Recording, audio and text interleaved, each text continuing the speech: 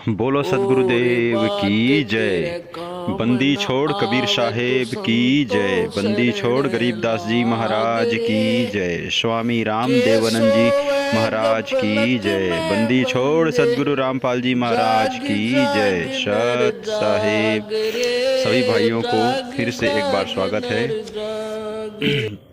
भाइयों, आजकल TV news में, यूट्यूब पर, फेसबुक पर और जितने भी प्लेटफॉर्म्स हैं, सब पर एक ही न्यूज़ सबसे ज़्यादा ट्रेंड कर रहा है। वो क्या है? बागेश्वर धाम वाले बाबा श्री धीरेन्द्र कृष्ण शास्त्री जी अब तक के सबसे ज़्यादा ट्रेंड करने वाले बाबाओं में से मशहूर हैं। जो अभी युवक हैं, इनकी उम्र लगभग 26 वर्ष हैं और भाषा शैली इनका बुंदेलखंडी है और आजकल ये समझो कि बहुत चर्चित में है। मतलब मीडिया के जितने भी कर्मचारी हैं, चाहे वो इलेक्ट्रॉनिक्स मीडिया हो या फिर वो क्या बोलते हैं पत्रकार मीडिया हो, ठीक है ना, ये सब धीरेन्द्र शास्त्री के पीछे पड़े हुए हैं क्योंकि इनका टीआरपी बढ़ा हुआ है। कोई बात नहीं, अच्छी बात है, पैसे कमा रहे हैं, सबका अधिकार है पैसे कमाना। लेकिन मैं एक बात बताना चाहूँगा, ये हाथ धोकर पीछे पड़े हैं, मतलब उनको बेनकाब करना चाहते हैं, ठीक है ना। तो ये इनका विषय है। लेकिन और भी जितने भी मेरे भाई हैं जो हिंदू, मुस्लिम, सिख, ईसाई, ये जो वर्ग बने हैं, मतलब कि क्या कहते हैं, ये मज़हब बने हुए हैं, इनको सनातन न कह करके, सनातन वो है जो सब में है, जो सबके अंदर है। सनातन जो सदा से क्या है कि हम सब में एक ही परमात्मा का अंश है, आत्मा है, उसको स्वीकार करें, वो सत्य है। और सब पे रहम करें, सब पे दया दिखाएं, तब ना हम सनातनी हुए। आज हमारे हिंदू भाई सनातनी का तो नारा लगाते हैं, लेकिन वो सुअर का मांस, बकरे, मीट, इन सब को काटता है। उनके अंदर दया कहाँ है? दया नहीं तो सनातनी नहीं। समझें इस बात को। मुस्लिम भाई हैं, ये गाय काटते हैं, ऊँट काटते हैं, बकरे, भेड़ सबको काटते हैं, इनके अंदर भी दया नहीं। तो ये भी हमेशा से कहाँ है, इनके अंदर भी वो सनातनी तो है ही नहीं। इन्होंने तो अपना समझो कि ज़मीन ही एक किस्म का इन्होंने बदनाम कर रखा है। तो मेरी बातों को बुरा ना मानना, मैं इसलिए कह रहा हूँ कि अपना सनातन, हम सभी सनातन हैं। बेशक हम मजहब में बटे हुए अवश्य हैं, लेकिन हम सभी सनातनी हैं, एक ही उस ईश्वर के बच्चे हैं। बेशक नाम अलग अलग क्यों ना हो, कोई फ़र्क नहीं पड़ता भाई। 10 प्रकार का शरीर, 10 प्रकार के रूप रंग है, तो नाम तो देना पड़ेगा यहाँ पे हमें, इस जगह पे, तो इसमें कोई दिक्कत नहीं है। लेकिन जो हिंदू भाई हैं वो मुस्लिम भाई को देख के नापसंद करते हैं, और जो मुस्लिम भाई है वो हिंदू को देख के नहीं पसंद करते हैं। इसी तरह और भी जितने भी एक दूसरे मजहब है, ये एक दूसरे के हम टांग खींच रहे हैं। किसी भी प्रकार के हम लोग उनको ये नहीं समझ पा रहे हैं कि हमारा सनातन है क्या। क्या हिंदू शब्द सनातन है? नहीं। क्या मुस्लिम शब्द सनातन है? नहीं। क्या सिख सनातन है? नहीं। क्या और भी जितने मजहब, जैन, महावीर, क्या ये सनातन है? नहीं। तो इनमें सनातन क्या है?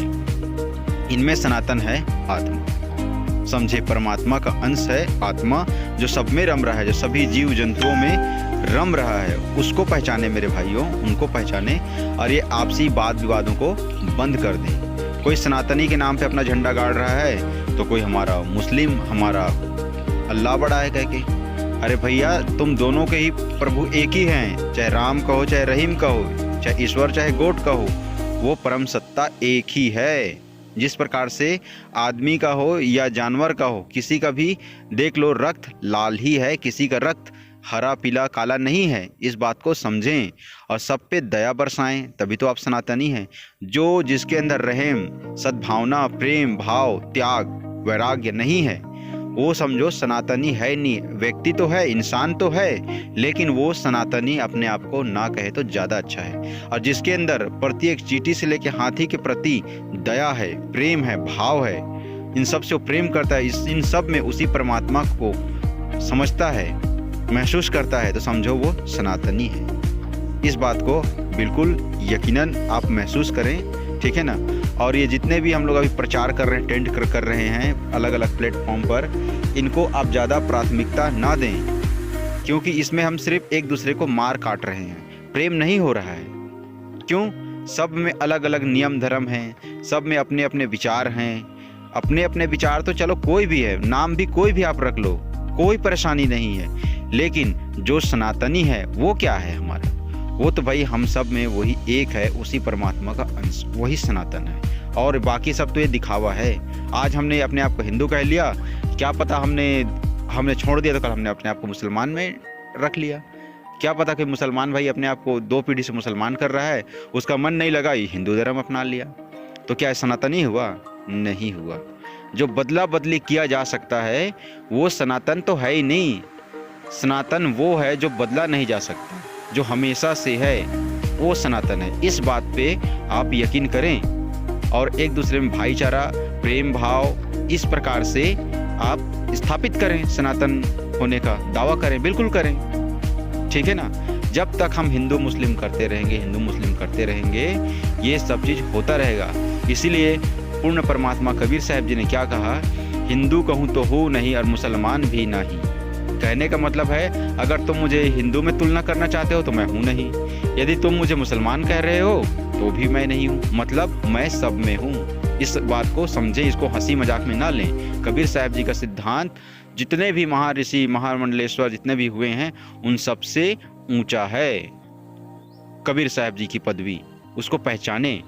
और कबीर साहब जी का जिसने पदवी पहचान लिया, समझ लिया, उनकी व्याख्यान को समझ लिया, पद को समझ लिया, उनके शब्दों को परख लिया, वो असली सनातनी हैं। गुरु नानक का आप पढ़ें, वो है असली सनातनी।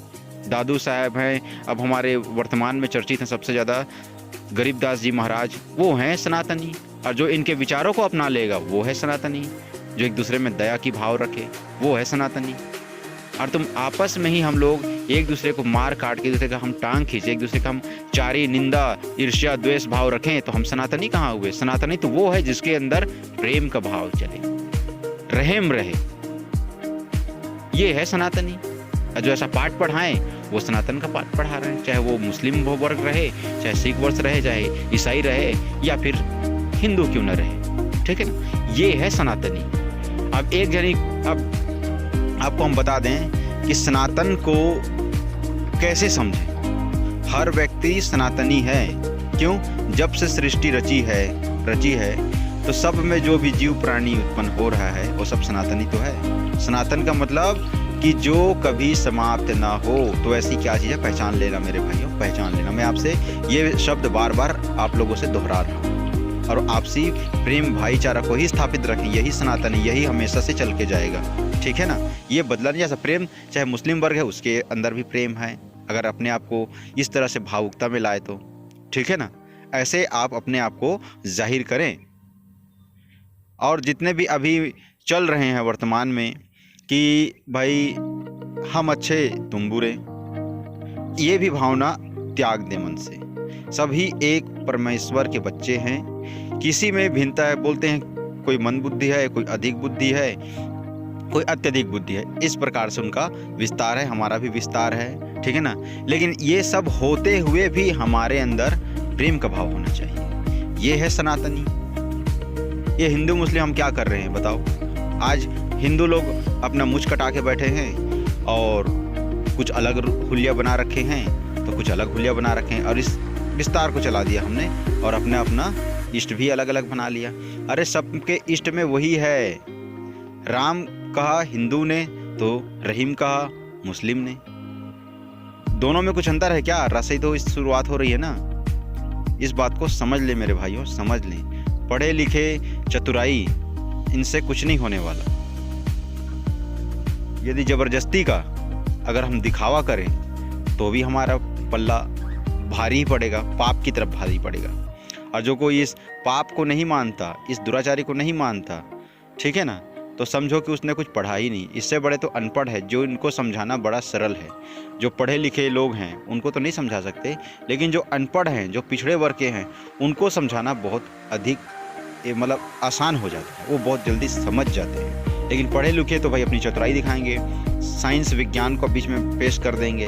विज्ञान में भगवान कहाँ है, गॉड कहाँ है, ये है भाई। विज्ञान भी विज्ञान ही खुद परमात्मा है। परमात्मा से विज्ञान, विज्ञान में परमात्मा। समझो ना इस बात को। कोई परमात्मा ऐसा नहीं है कि कोई व्यक्ति हो और आ जाए। परमात्मा अखंड ऊर्जा का स्रोत है, इसको समझें। और आपसी में एक दूसरे को राग द्वेष भाव न रखें, समझें इस बात को, ठीक है ना। तो इस बात को हमेशा आप ध्यान रखें। आप नहीं लड़ेंगे, बढ़िया रहेंगे आपस में। अब देश को, जैसे कि सबका सपना एक है कि हम देश को विश्व गुरु बनाना चाहते हैं, तो क्या विश्व गुरु ऐसे ही बने रहेंगे? हिंदू मुस्लिम सिख ईसाई करते रहोगे तो भाई इन सब के अंदर वही ऊर्जा है, इसको समझें। इस माध्यम से आप एक अच्छा निर्माण कर सकते हैं, एक अच्छा स्थापित कर सकते हैं। उसके बाद आप विश्व गुरु बनाने की सोचना है। तो वर्तमान में सभी तो कह रहे हैं, सभी का बात भी अच्छा है कि वो ये ऐसा स्वप्न देखते हैं कि हम अपने देश को विश्व गुरु बनाए। बहुत अच्छी बात है, लेकिन इसमें हमें बहुत मेहनत करनी पड़ेगी। हमें सभी मजहब को एक भाव से रहना, बेशक नाम उसका अलग अलग है, इससे हमें कोई फर्क नहीं होना चाहिए। हमें नफरत भी नहीं होना चाहिए। जो उनका जो मार्ग है वही अपना मार्ग होना चाहिए। तभी हम लोग एक होकर ही विश्व गुरु बना सकते हैं। हिंदू मुस्लिम सिख ईसाई करके अलग अलग पंथों का हम हवाला देके नहीं बना सकते, ठीक है ना। इस बात को आप ध्यान रखें।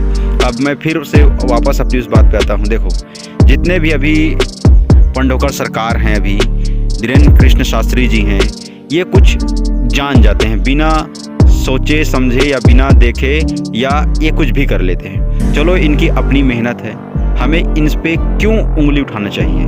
क्यों इनको बुरा भला बोले? भाई लोग जा रहे हैं समाधान के लिए, ये खुद तो नहीं बुला रहे हैं ना, तो हमें इनको बुरा नहीं कहना चाहिए। पंडोकर सरकार हैं भाई, समाधान के लिए कुछ कर रहे हैं, या लोग इनके पास जा रहे हैं, उनका ये लोग क्या बोलते हैं समाधान कर रहे हैं, तो बहुत अच्छी बात है। हमें तो इनका शुक्रिया अदा करना चाहिए। भाई हमारे भारत देश में अभी भी ऐसे व्यक्ति हैं जो बिना कुछ करे मन की बात को जान जाते हैं, आपको समाधान करके आपको ठीक कर सकते हैं। जैसे हमारे वैद्य थे, वो जड़ी बूटी का पता नहीं क्या क्या मिश्रण करते थे और आपको ठीक कर देते थे। वो चमत्कारी तो था, वो चमत्कारी था क्या? किसने सपने में, किसने तो बताया नहीं, और उसने अपनी खोज करी ना। खोज करना ही एक चमत्कार है। जैसे कि हमारे विज्ञान में है, विज्ञान है, बड़े बड़े ये जहाज बना दिया, तो बनाने वाले ने चमत्कारी तो किया, वैज्ञानिक भाई ने चमत्कारी तो किया। हम तो नहीं बना सकते ना जहाज, जिसने किया उसने चमत्कार किया। तो इस बात को समझो, जैसे कि एक शब्द के अर्थ अपारा, विज्ञान उसको चमत्कार नहीं मानता, माइंड रीडिंग मानता है, कोई बात नहीं। संस्कृत में उसको चमत्कार कह दिया, या कुछ भी और भी जैसे कह दिया, अंग्रेजी में उसको मिरेकल्स कह दिया। कई भाषाएं हैं, सबका मायने एक ही है कि कैसे हमारा भला हो, कैसे हमें समाधान मिले। आपस में ना लड़ें तो बहुत ज़्यादा ऊर्जा बचत होगी। इस बात को समझें भाइयों, समझें। लेकिन इन सब से ऊंचा मार्ग है जो हमारा मनुष्य का है, वो है मोक्ष मार्ग। मोक्ष मार्ग का मार्ग बता रहे हैं अभी हमारे कबीरपंथी भाई, और भी बहुत से हैं, नानक में है, दादू दयाल में है, बहुत से पंथ जो मोक्ष की बात करते हैं। लेकिन मोक्ष तक पहुंचने का रास्ता शायद उनको नहीं मालूम है, या फिर समझो कि उन्होंने इतना सोचा ही नहीं कि मोक्ष क्या होता है। अलग अलग अपने अर्थ लगा लिया। मोक्ष का मतलब यही होता है कि हमारे सारे वृत्तियों से हटकर हमें एक अपने स्वरूप में समा जाना है, जो परमात्मा पदवी होता है, ठीक है ना। तो उसको हमें ऐसा समझाने के लिए कौन होते हैं? सतगुरु होते हैं। जैसे कि हमारे कबीर साहिब जी हुए हैं, गरीबदास जी महाराज हैं, अभी वर्तमान में इनकी चर्चा ज़्यादा है, समझे ना। तो इनका जो मार्ग है वो मोक्ष का, इन सबसे हट का मार्ग है मोक्ष का। इसको समझें। यदि किसी को मोक्ष चाहिए तो संत रामपाल जी महाराज के पास अवश्य ज्ञान सुने, परखें और उस धारणा पर चलें और खोज करते रहें। कोई दिक्कत नहीं है, सफलता मिलती है। कृष्ण शास्त्री ने मोक्ष की पढ़ाई नहीं की, वही समाधान कर रहे हैं, उनका भी हमें इज्जत सम्मान करना चाहिए, कोई दिक्कत नहीं है। पंडोकर सरकार हैं, वो मन की बात जान जाते हैं, उनके पास सिद्धि है, जो समाधान कर सकते हैं, अच्छी बात है, वो उनकी अपनी निजी है। लोग जा रहे हैं तो उनका कर रहे हैं, नहीं जा रहे उनका नहीं कर रहा है, इसमें कोई वो बड़ी बात नहीं है। लेकिन हमारा मनुष्य कर्तव्य है कि हम एक होकर रहें, आपस में दया भाव प्रेम रखें, तभी हमारा कल्याण हो सकता है। किसी भी मार्ग में तभी कल्याण संभव है, अन्यथा नहीं। क्या हम लोग इकट्ठे कर रहे हैं? धन संपत्ति आज है कल नहीं। हमारी सारी चेतना, सारी सुरती किस में चली जाती है?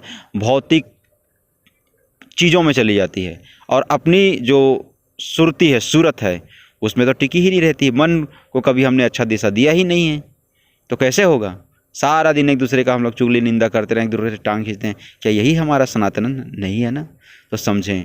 तो इन सब से अच्छी बात ये होगी कि एक दूसरे से आप उलझे ना, एक दूसरे से लड़े ना, सबका स्वागत करें। हाँ, लेकिन साथ ही साथ मैं ये भी नहीं कहूँगा कि पाखंड के खिलाफ आप विरोध ना करें। बिल्कुल आप विरोध करें, विरोध ऐसा करें कि वो आदमी परिवर्तन हो जाए। किसी को दंड देकर नहीं, किसी को रूखा सूखा बोलकर नहीं, किसी को चोट पहुंचाकर नहीं, उसको ज्ञान समझाकर उसको अपने में मिलाएं, उनको सनातन का बात बताएं। बहुत अच्छी बात है। हमारा भारत देश तो लगभग सभी से श्रेष्ठ है, इसलिए कहूँगा क्योंकि ये दैवीय शक्तियों का स्थान माना जाता है, जन्मभूमि माना जाता है। यहाँ पे बड़े बड़े ऋषि हुए हैं, वैज्ञानिक हुए हैं, ठीक है ना? तो इसलिए इन सब का सम्मान कीजिए, बहुत अच्छा है। और किसी के पीछे हाथ धोकर ना पड़िए, क्योंकि लोग जा रहे हैं उनसे समाधान के लिए, तब वो समाधान बता रहे हैं। और ख़ास करके जो मीडिया वाले भाई हैं, ये भी समझ जाएं। सत साहिब जय, बंदी छोड़ कबीर साहब की जय, संत रामपाल जी महाराज की जय।